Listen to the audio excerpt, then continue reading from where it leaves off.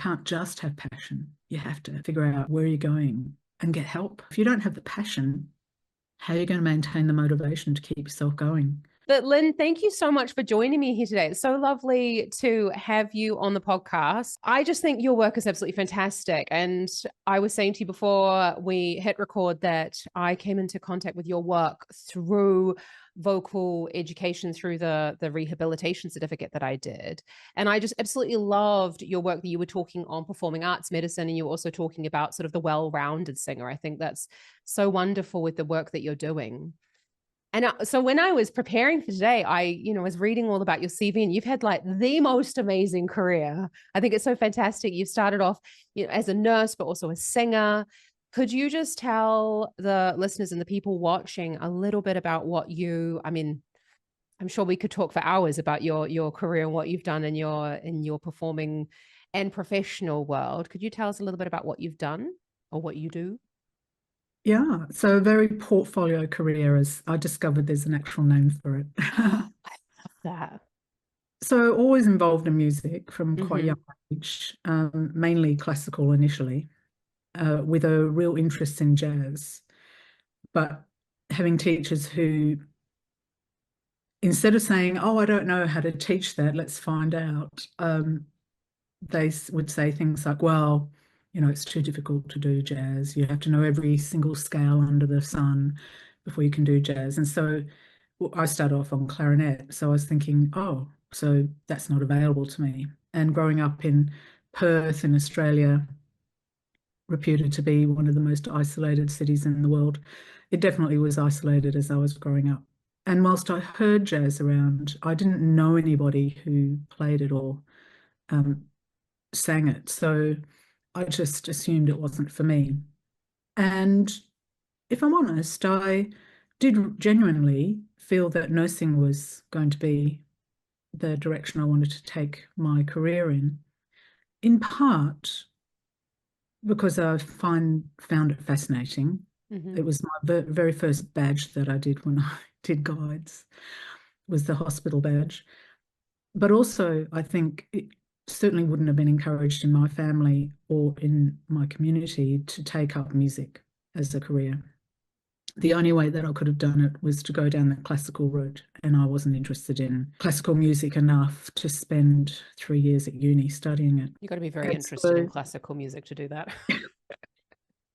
but, I still love listening to it, and I did enjoy playing it. It certainly had some interesting challenges, but I really was very pulled by the whole improvisational aspect of jazz and also the offbeat stuff. I didn't want to be on the beat, the ones and threes. I wanted to be on the offbeats. And um, but still at that stage, I didn't know how to access that.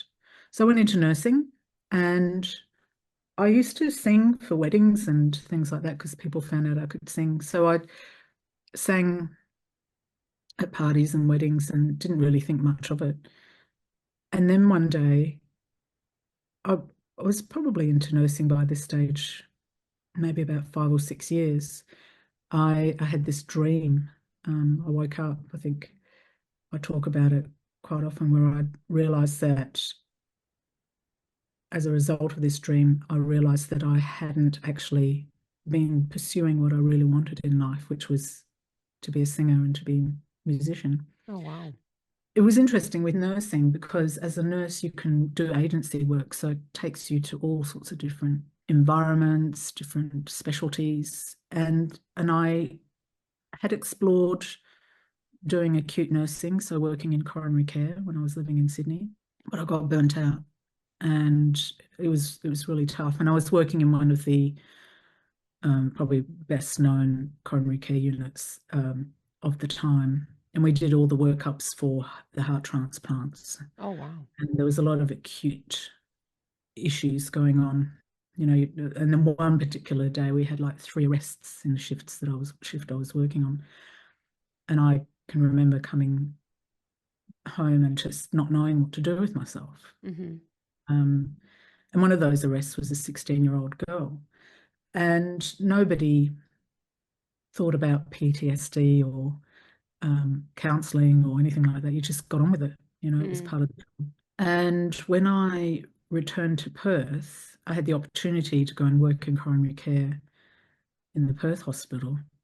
And as I was walking out from having had the interview and being told that I could start the following week, I got into a bit of a panic about it and realised I wasn't ready to get back into that kind of acute nursing. And I said, okay, I'm not going to do it. I had a chat to somebody who was very influential in helping me decide that there was no point in doing something that I was going to leave anyway.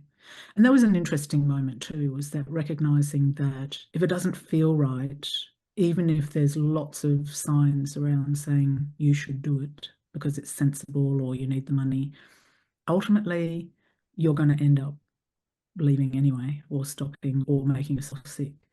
And it was really instrumental for me to have somebody who was in a more mentor kind of role to tell me that it's okay to say, and if it's not right for you, it's better off making that, you're better off making that decision right now.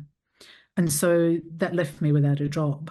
And then my mum helped me find a job working for a pathology lab, which meant I was working Monday to Fridays and 9 to 5.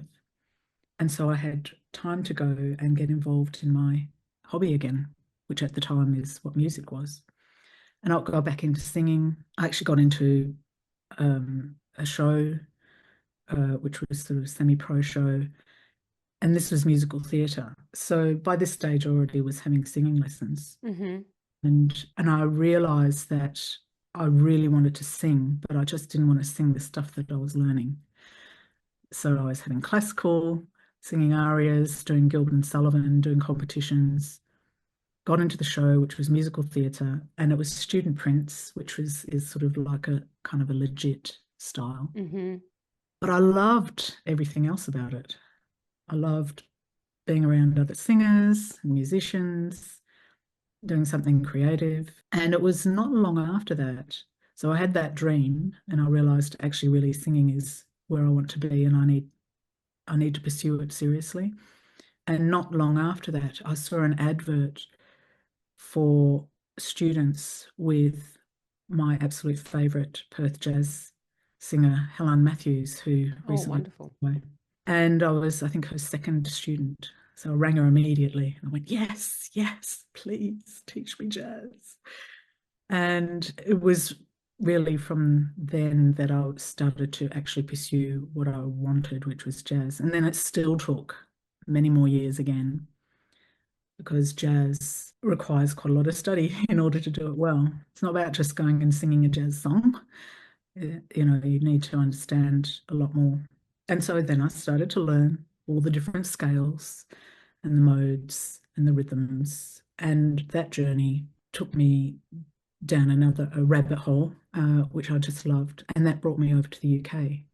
But I was still nursing at that time. So I was using nursing as a way of earning some income while I pursued my studies. Was that still in the pathology lab that you're working? No, by that stage, when I came to the UK, because I'd had the pathology lab background, that put me in this arena of occupational health nursing. As working in the work environment. And so I worked for newspapers, advertising companies, banks, doing all sorts of occupational health type nursing.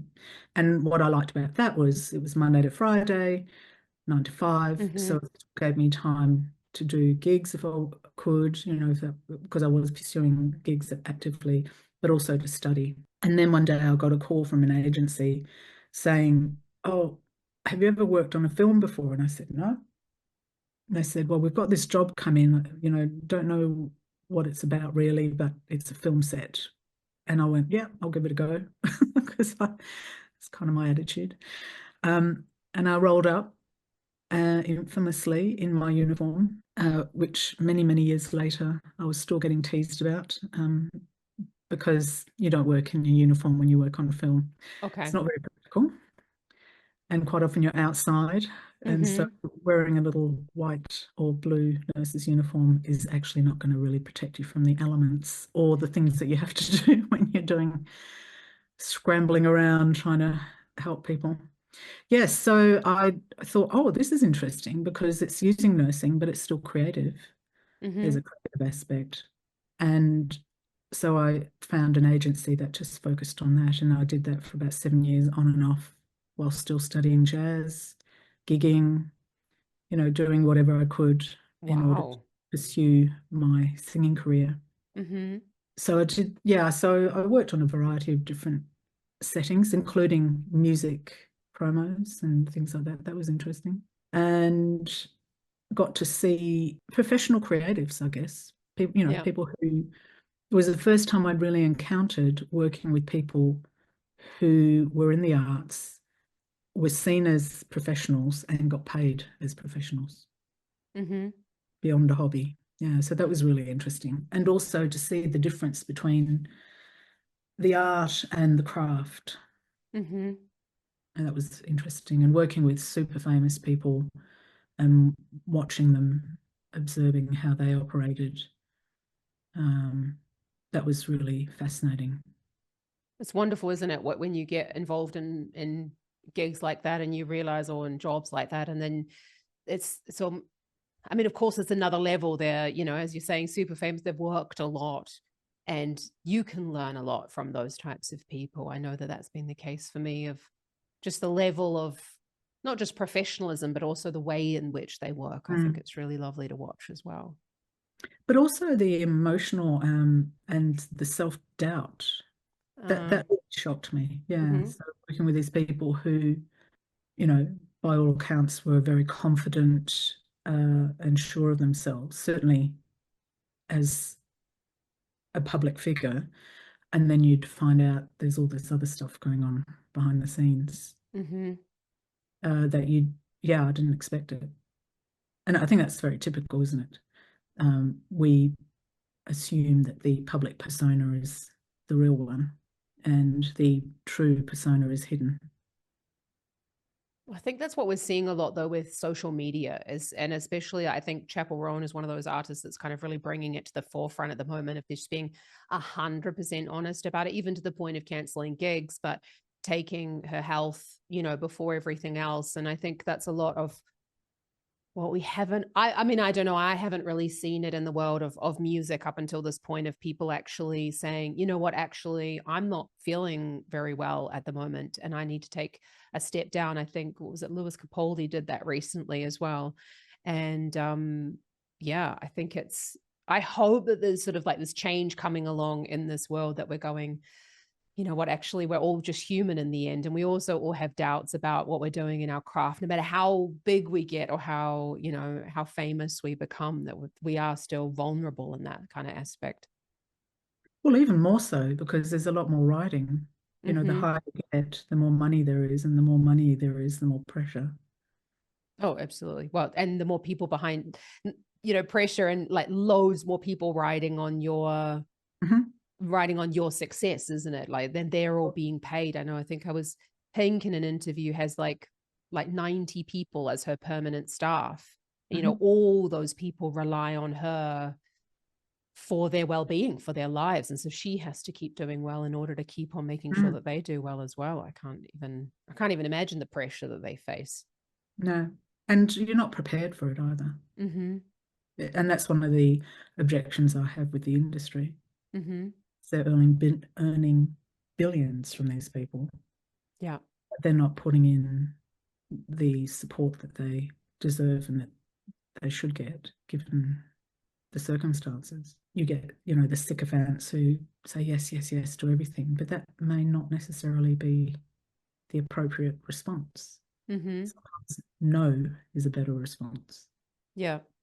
And then the very knee-jerk kind of reactions to issues, especially when it comes to mental health. But I mean, mental health isn't something that we talk about in general culture in the Western world very openly anyway. If you look at the sports world, everybody was so shocked when Simone Biles Yeah. withdrew because of her mental health. But that would never have been allowed. She would never have been in that position to actually make that choice at one time. So it's not just the music world, it's also the sports world.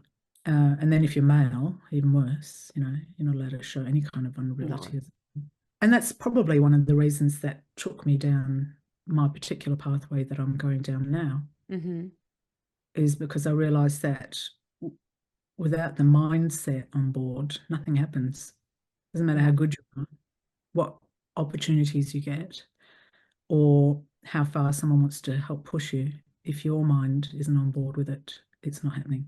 Oh, absolutely. Did you feel like that was something that you experienced though as a performer? Because I mean, you were really like leading two full-time lives by the sound of it. You were a full-time singer and you were also a full-time nurse at the same time. Like, is that something, how did you Yeah, I think I cope would with have that? said I was part-time with both. Okay. And I I think it also, which is probably another reason I've taken the path that I've taken, there were a lot of things which I had to overcome, only not only just sort of externally but also internally in terms of perception of who I was. Mm-hmm. I can remember for a very long time, I'm talking about years, I was out gigging, I was getting paid, I was studying, I was doing my groundwork, and I still couldn't tell people I was a singer. So I can remember a friend of mine introduced me to someone else. Oh, this is Lynn. She's a singer. And I went, oh no, well, no, not really. You know, and I was couldn't handle it. I just couldn't handle it. And I'd been getting paid for gigging, Mm-hmm. and so that was the internal struggle of change of perception. Mm-hmm. Um, and it felt embarrassing. And I guess also because it was something I so wanted. I think I was also afraid that if I said it, I'd look foolish or people would question it. It wasn't like nursing where I had a certificate that said I'm a registered nurse and I Yeah. paid my professional dues and I'd done a certain amount of accredited training. Yeah, so it was really, I found that really difficult. So I was part-time in both for a long time, and I think that was actually an issue because I sometimes wonder if I had been able to eliminate those limiting beliefs that I had around this change Mm-hmm. and transitioning from one career to another, what might I have achieved? So in terms of like there was definitely no support. I didn't know anybody else who'd done what I'd done. And it's Yeah. not just that it didn't happen. I just didn't know anyone, except for one girl who'd gone from nursing into acting, Mm-hmm. which is how I kind of got the idea in the first place. I was like, oh, so I could make a change. But even then, after that, I never met anyone else, and not until much later. And certainly none of the people I encountered had had that experience. Though I do remember Sheila Jordan, who's a quite well-known jazz vocalist, she held down a PA job for all her music career.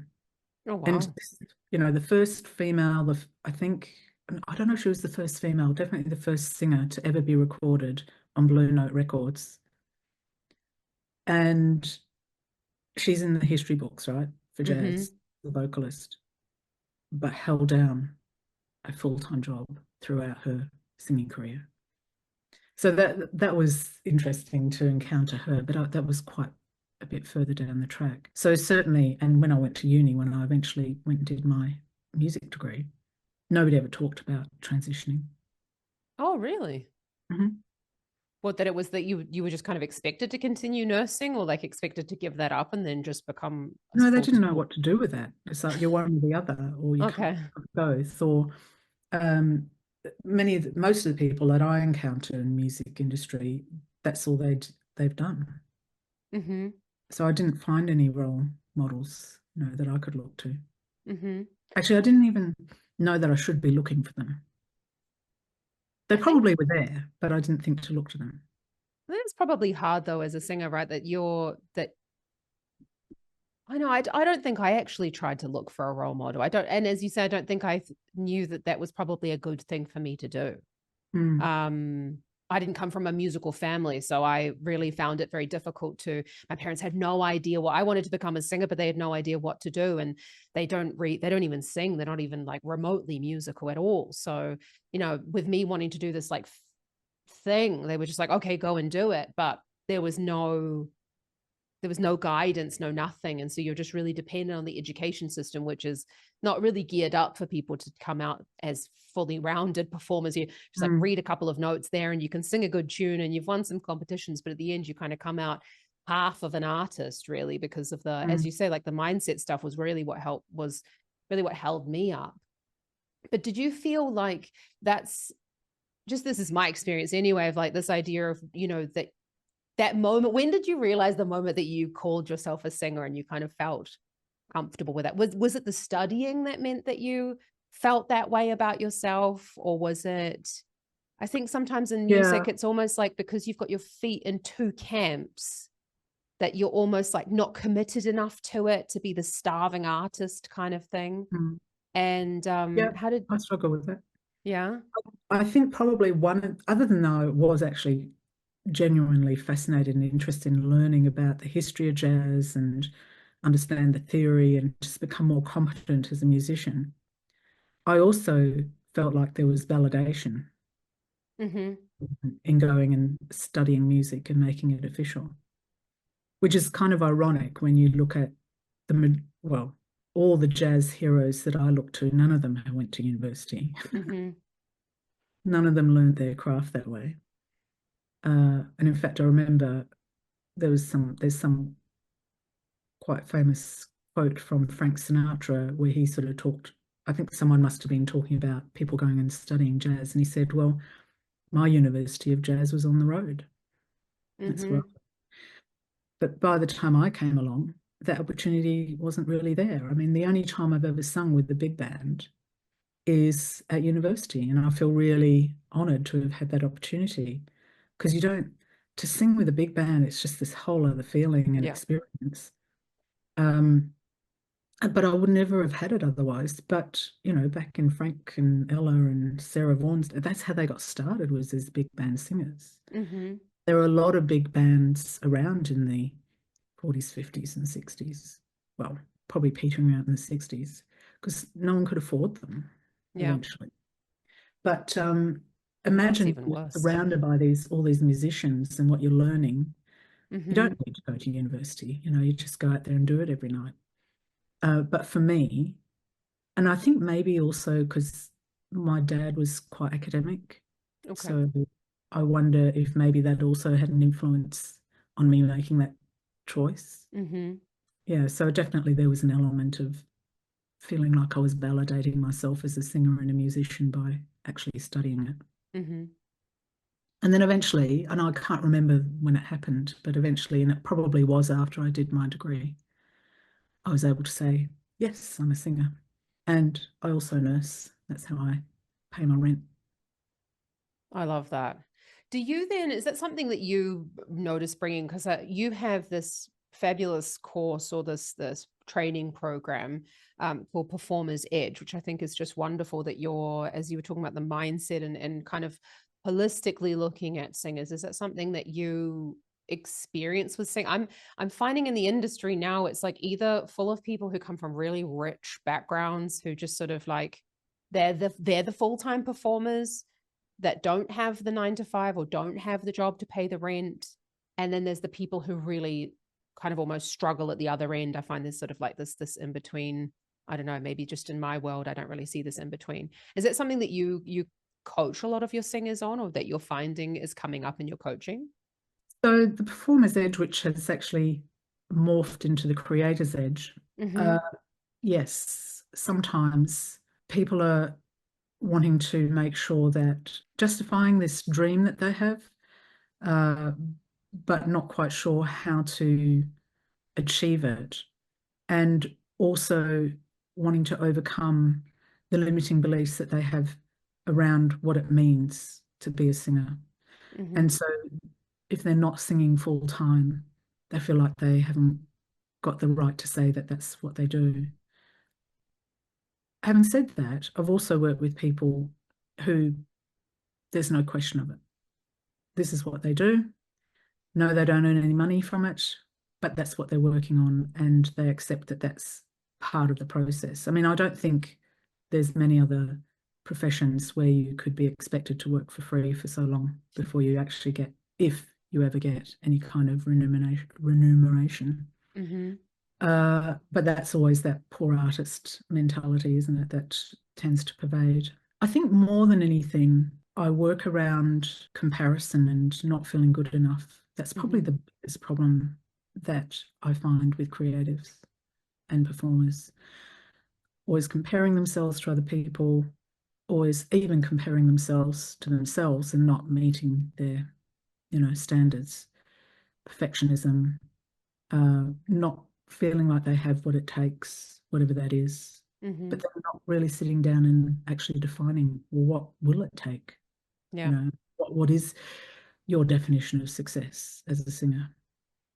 Quite often, I think we have this, either it gets imposed on us because we can do it, from a young age, and most singers historically, you'll talk to them and they'll find out, oh yeah, I started singing really young and then I got pushed out in front, to do it all the time. And then I was at school and I got in the choir and then I was doing solos or I got in shows. So it's not like you ever necessarily intentionally went in to become a singer. It's just that you could do it. And so then the idea starts to fester about, oh, I love it and I can do it. And people say I'm good at it. And apparently you can earn some money from it. But nobody ever really sits down, and says, yeah, but how do you do that? And what's going to be your definition of success as a singer? And also, how do you define being a singer? Is it just standing up singing, or is it writing as well? Or is it playing an instrument? Is it teaching? Is it, doing it as a backing vocalist, or is it as a front line? Is it in musical theatre? Is it as a function singer? Nobody actually sits down, or very rarely sits down with you and says, there's this whole career that you could be creating out of singing.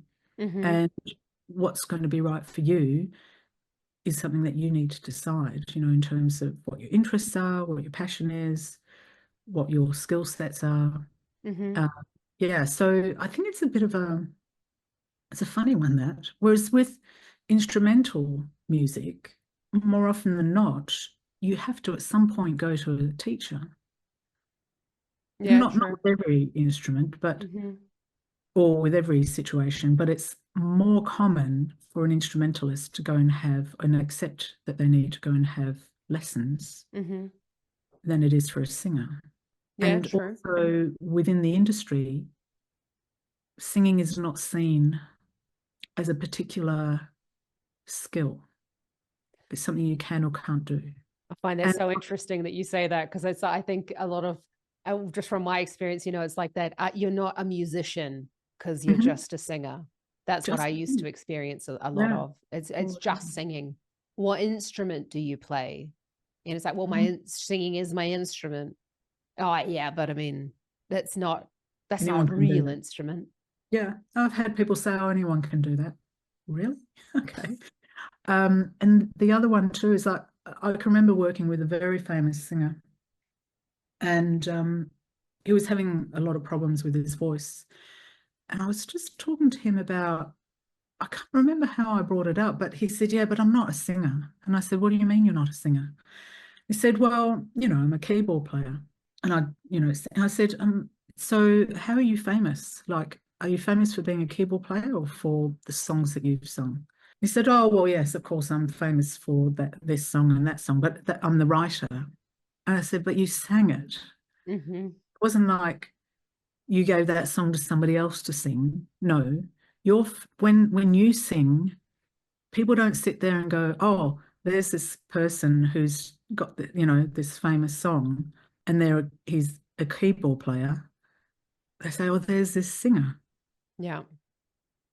And I thought, wow, he's had a career for 40 odd years and singing, being famous for the song that he wrote and sang, or songs, but he didn't perceive himself as a singer. And I found that fascinating. Wow. So he started in, he started in the band very young as the keyboard player, and then he got pushed up the front to be the singer because he could. but he never perceived singing as being particularly skillful or important part of his instrument. And yet Wow. that was how he made his money and how he's famous and how he was able to continue touring as a musician. Mm-hmm.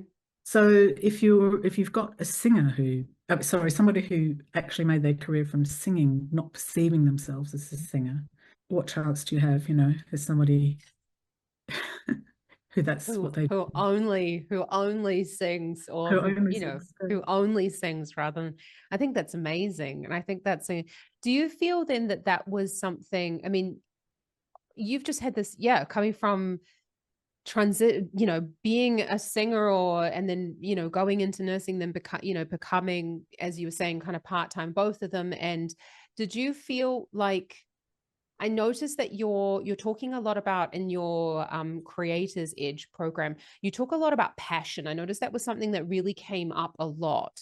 And to do what you've done, I feel like that requires a lot of passion to kind of have two part-time jobs, as you were saying. Do you feel like, what role do you feel like passion plays in the performer, like in the performer's work and the way that they kind of approach their careers? Well, I think it's key if you're going to Mm-hmm. maintain motivation, because so much of this job is really hard.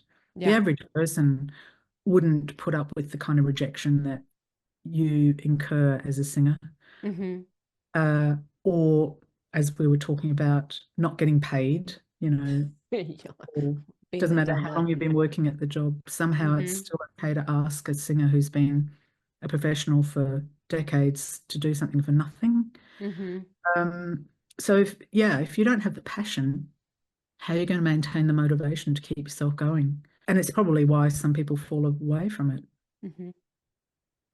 And it's not necessarily that they've lost the passion for singing, it's just they've lost the passion for creating in that environment. So I quite often will do work with uh, people that I work with around, what's your story? What got you here? What's your mission? Like, what are the values that you carry that keep you going? And how are you expressing that in your art and Mm-hmm. relate to, and the kind of gigs that you do and your image and all of that sort of thing. And I think if you understand that about yourself a little bit more, and you can do that through journaling or answering specific questions, um, sitting down and actually methodically working through what are the key elements of my story as I've taken my journey that have sustained me, that have directed me, that have formed me. And then as you start to look at your story and you think about what your mission and your values are, you start to see the patterns. And then they're the things that fuel your passion. The Mm-hmm. passion's there for the singing or the performing or whatever it is, but you need to fuel it. Mm-hmm. It's not fueled, then you won't go out and do the difficult stuff or the boring stuff. So Practice. passion is a big part of it. But then so is having a plan and doing the work. Mm-hmm. All of those are an important part of it too. You can't just have passion. You have to figure out where you're going. It doesn't have to be the end, once you've made the decision about the goal, doesn't have to be set in concrete, but you Mm-hmm. need a direction. And you also need to be prepared to put the work in, uh, and get help as well. I mean, that's another thing which I find a lot of singers are out there doing it by themselves and struggling because Yeah. it's very hard. It's tough. And you need to be able to surround yourself by people who totally get you. They don't have to fully understand what it means to be a singer, but they have to want to have your back and be Yeah. there and support you, whether it's emotional or financial or just coming to your gigs or listening, letting you cry on their shoulder. You do need to have people around you. You can't do it by yourself.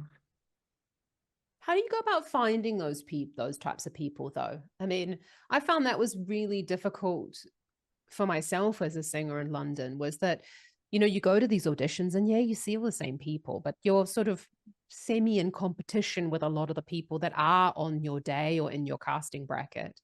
So a lot of the time they don't really want to, a lot of them don't really want to help each other. Mm. How do you go about finding people like that? Well, maybe it isn't within your particular field or genre. Mm-hmm.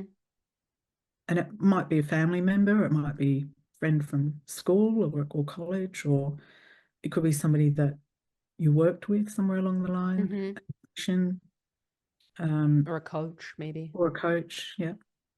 Okay. Yeah. It's one of the things that I talk about, in my coaching program is that my job is just to be there for you, to be in your corner.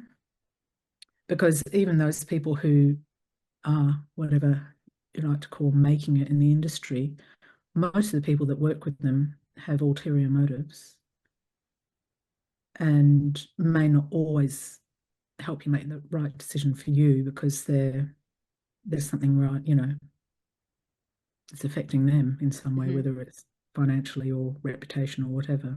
I think we've And heard enough of those horror stories over the last couple of years anyway, with them coming to light with social media of, the people that are supposedly having your back end up don't have your best interests at heart, at heart whatsoever. They have their own interests with, as you're saying, financially or reputation or whatever it can be. yeah, the whole social media thing is so ingrained. I mean, for podcasts that I run, we were looking for a clinical psychologist to come on and talk about the stress of on mental health of social Mm-hmm. media and all that sort of thing. And they said they couldn't come on our podcast because we didn't have enough followers. And I was like, Okay. wait a minute. I think that might be feeding into this problem. Right. Yeah. So, and they didn't even really understand or recognize what they had said. Mm-hmm. And we were saying, okay, sorry that we don't have the numbers that you need, but do you not think that might be part of this problem? Mm-hmm. And I've heard in musical theatre that when people are being auditioned, if they've got a good following, that might work in their favour in musical theatre. Oh, that was already happening though when I had graduated. And I only know the year because it's right in front of me in 2011. That was already happening way back then because YouTube came around 2008, 2009 or something like that. And if you had, when you're going up for these roles, if you had a big YouTube following already, obviously it was before Instagram and all that sort of stuff. If you had these big, or MySpace or whatever, if you had this big following, then you were definitely pushed to the front Mm. even back then. And I think now it's even more so, you know. Yeah, so I mean, look, that's the reality of this industry, Mm-hmm. part of marketing, and it doesn't matter whether you're an artist or a business, No. you have to embrace social media or find some other way. And maybe things will change at some Mm-hmm. point, but right now, that's where things are. So, how do you balance all of that? And I think that's why going back to finding what's your story, your mission, your values, because then you've got things to talk about Yeah. that are unique to you. And I say this also to the singing teachers. It's like, there are plenty of videos out there on SOVTs and all the other different things that singing teachers like to talk about. But what do you stand for? What Mm-hmm. what is it that makes you you and would help someone connect to you and your story and your values? Because nobody can take that away from you Yeah. in terms of, competition. Um, at the end of the day, as far as I'm concerned, there's enough people out there who want to do singing lessons that can easily cover all the singing teachers that are out there. Mm-hmm. You don't need millions. You just need, I don't know, 20, 30, 40, 50 students on your books. It depends on how much you want to teach, how much you charge. It's not like you need millions of people in order Yeah. to sustain a decent career as a singing teacher. So just go for those 20 to 30 people who get you and who you Mm-hmm. get and who you can serve the best. And the only way to connect with those people is to talk about things that are meaningful to you. I love that. I think that's so. Do you feel like that? I mean, coming from singing, think singing teachers and singers have a sort of similar problem points, you could say? I don't like to use the word problem, but I think we all have the same sort of issues going along of, am I good enough? Do I have the right kind of qualifications? Can I call myself a singing teacher? Because how long have I been doing this? I always used to find at the beginning when I started teaching, I was always like, oh no, just kind of playing at this, a little bit, or, oh my, they've been teaching for, there's like a 2 in front of how many years they've been teaching. And then, it doesn't, to kind of perceive yourself. I always used to say I was a waitress who also taught singing.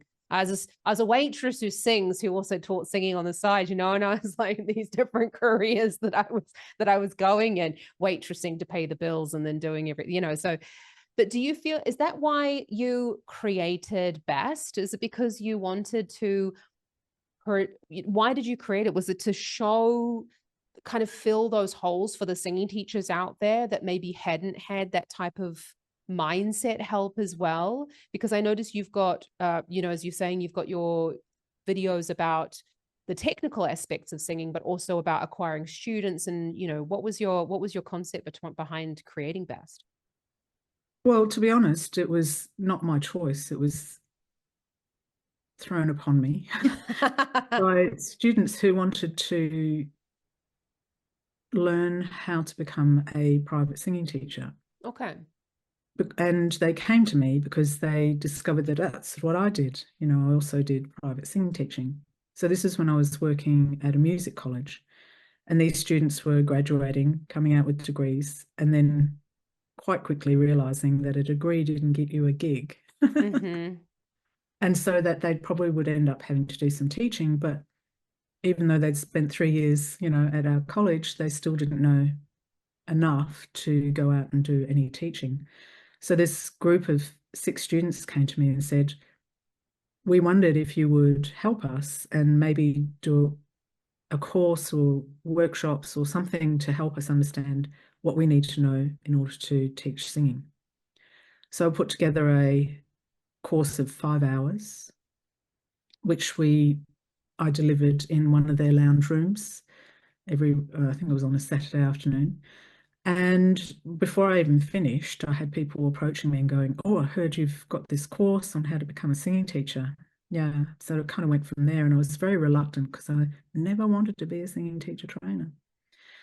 And then eventually I had teachers coming to me saying, oh, I understand you have this course. I'd really love to teach singers how to become singing teachers. Could I license it from you? So that happened a few years later, and I had 4 people take it on as a license and train them up to teach the actual course that I developed. By this stage, the course was 20 hours. Wow. And we just delivered it when and if there were enough people to deliver it. Sometimes it was in person, sometimes it was online. And then COVID hit. And all these singers suddenly didn't have work. We're trying to figure out how can I earn some money. Oh, I'll teach. And then they found BEST training already had a course that you could do, 20 hours.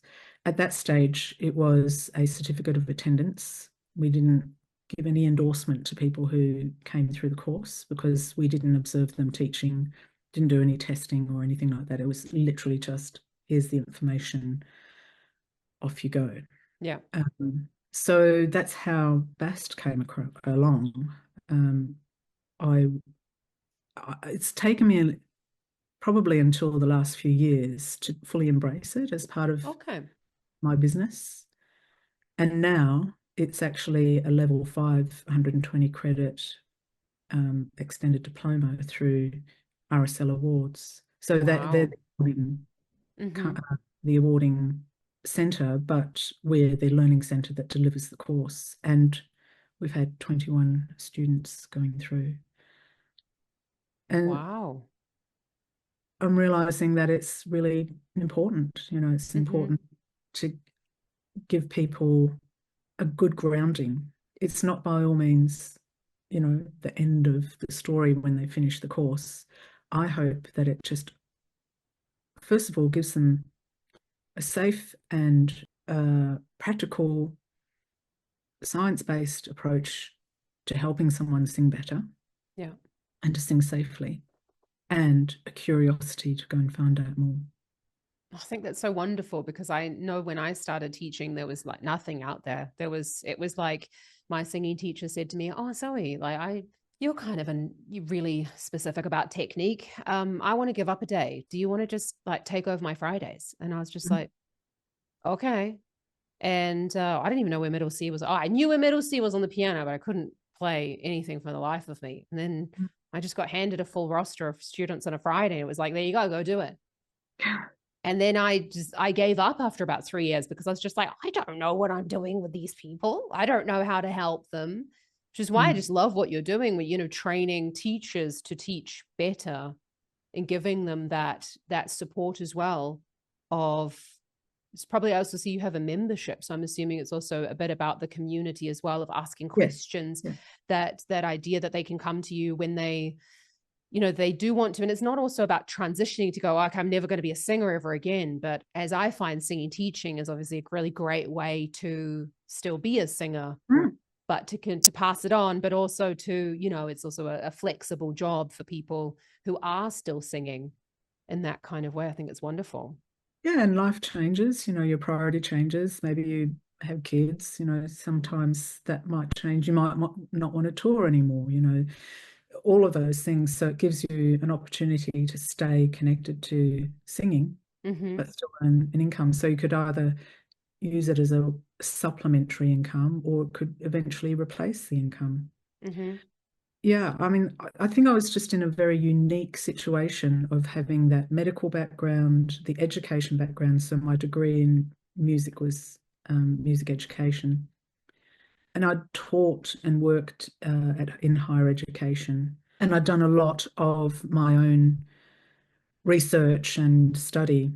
And so I was able to bring that into the course to basically fill in all the gaps that I had when I first started. I think that's really essentially, if I look at that course, is everything I wish I'd known and understood when I first started, so that I didn't have to fish around, that I didn't have to make my mistakes, I didn't have to do my stopping and starting, because I did exactly the same thing, because I was just like, freaked out, because I really don't know what I'm doing here. I need to find out more. And also the frustration of trying to figure out which information is valid and which isn't. And so if you look into research, so much of it is based around the classical male voice. So what happens when I'm with a contemporary female, and not only contemporary female, but which genre female, because if I work with a jazz vocalist, it's quite different to a musical theatre vocalist. And even within musical theatre, I could be working with someone who wants to belt, do legit, or rock pop. All of that stuff, nobody had taught me about that stuff before. I understood genres in music, obviously, because I'd studied music, but I didn't realize it had a meaning in voice. And you use different vocal qualities, different parts of your range, different articulation, different vowels. You know, one's more consonant focus, one's more vowel focus, you know, vibrato, all of this sort of stuff. How does that all translate into me teaching this person standing in front of me? And how do I know how to actually teach somebody, regardless of whether it's singing or mathematics or whatever? And it wasn't until I did my degree that I understood that process, you know, the cognitive development aspect, how we learn, all the different ways that people might learn, you know, planning your lesson, scaffolding, interleaving, all of this sort of stuff, which I then put into the course, so that not only do you understand the voice and how to assess it, and functionally how to correct the different things that you find within that assessment, but how do you then communicate that information? How do people learn, and how do you accommodate someone who's got neurodiversity versus somebody who's, you know, very intelligent and gets bored very easily versus somebody who has some kind of learning difficulties? How do people remember things? How do motor skills develop? You know, all of these things are part of the course now. So we go very deeply, you know, in terms of pedagogy, as well as the voice side. So obviously, big aspect of it is what are we hearing, what's happening physiologically, and how do we then correct it? What scales, what sounds, what instructions? How do we actually communicate that? What scales do we play when and for what? Mm-hmm. All of these things are part of the course. Wow. And it's quite comprehensive, but it's by, it's not all of it. There's some, Mm-hmm. in fact, today I was sitting and listening to a podcast from Nat's Chats. And I was like, oh, yeah, we could include that into the course. There's just so many new things coming out or different ways of looking at it, which is why I realized that, if we set the ground up for the Mm-hmm. teacher, then they can go out. And when they go and learn from other people, they've got a good foundation to build from, Mm-hmm. rather than go, oh, what does abduction mean? And what do you mean you're abducting? Who's holding those vocal folds hostage? So you understand the terminology and it doesn't freak you out so much when people use those words, and Mm-hmm. you understand from a functional point of view what impact that might have. And then you can go and learn all the different methodologies Yeah. and apply it to the foundational stuff that you've learned. Mm-hmm. And this has been one of the problems to me with a lot of the methodologies out there, is that it makes a huge assumption about what you already know. Mm-hmm.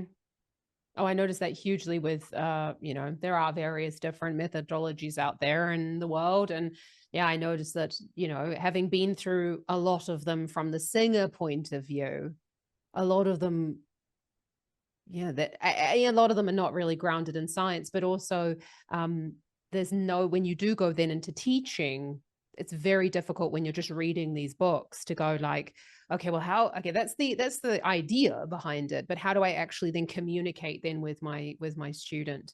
And I think that a lot of singers, when they go into teaching, they then struggle with going, okay, I know how to sing, and then this is how it felt for me, but then how do I communicate? And that's kind of where the mismatch comes in, that it might not feel the same way, or how can they talk with their student about those sorts of things? And look, when we talk about science, and I say this even about anything that I'm doing in terms of education, it's only where the science is right now, and it's only ever looking at one little aspect. So not even one revelationary study has all the answers, because when we come to researching, we're collecting data, and it's going to really depend on which data you're collecting and how you've interpreted it as well.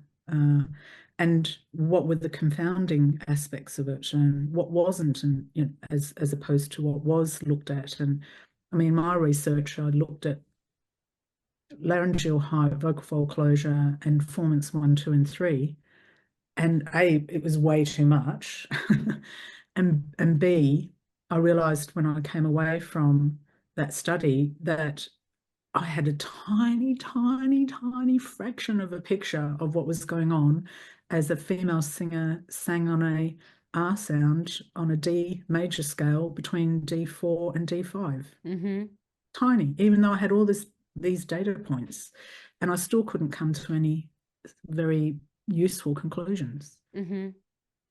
So even when something does have science behind it, that doesn't necessarily mean that that's the answer, because they may have looked at the wrong thing, or they may have measured the wrong data. Or they may come to the wrong conclusions, or maybe that was the case with that singer, but it might not be with every other singer. Or maybe it's that case with a singer from that genre. That doesn't mean that it's the case with every genre. So we have to be careful with how we see science as well. It's not necessarily the validating aspect of any technique. I think that's wonderful, because I think that's also not only for singing teachers, but also for singers, that we also go, okay, there is no one way to look at these things. There is no one way to look at singing. There is no one way to look at teaching. And that's why I love, if we were to take it back to the mindset work that you do, I think it's wonderful, because I think it all comes down to believing in what you want to communicate with as a singer, communicate as a teacher. What do you stand for, really? And that ends up being, your individuality ends up being the thing that is your it is, yeah, your unique selling point because it's your individuality, but it also ends up being the thing that can also help drive you with your passion. I think in both of these aspects. And I just love that, to say that, you know, just because you didn't necessarily go and study singing still makes you a singer. And just because you're doing, you know, maybe two things at once, or teaching, or, you know, doing nursing, or working in a bar or whatever, you can still call yourself a singer and a musician and all these sorts of things. But it really comes down to putting in the work to believe in yourself as an artist, I feel. Yeah, and it might be that you need to do some work to eliminate the beliefs that prevent you from doing that. And we're very fortunate these days. There are a lot of different modalities out there. It's a lot more accepted to go and get help. And there's definitely lots of people, you know, who will be able to help you from the different modalities that are available. Oh, I love that. Thank you so much, Lynn. If I could ask you one last question. I like to think about, as we talked about before, a lot of the work that we do currently is kind of teaching the person that we were, or the artist that we are, or something we would have liked to have known. If there was one thing that you would like to tell your younger singer self, what do you think that would be? If there could only be one thing. I would like to have known earlier that I could change my limiting belief around what I was capable of and what I could do, and whether I was good enough or had what it takes. Yeah, I think if I'd understood that earlier, I definitely would have had a different pathway. I may have ended up in the same place, I don't know, but I might have felt the courage to pursue certain things in my career further. Oh, wow. That's amazing. And I know that you're helping teachers and singers to do the same with their students and also in their careers. So thank you so much for joining me, Lynn. It's been lovely to chat with you. And thank you very much. Well, thank you for asking me. It's been an honour. And I think it's great what you're doing. Thanks for having the conversations. Oh, thank you.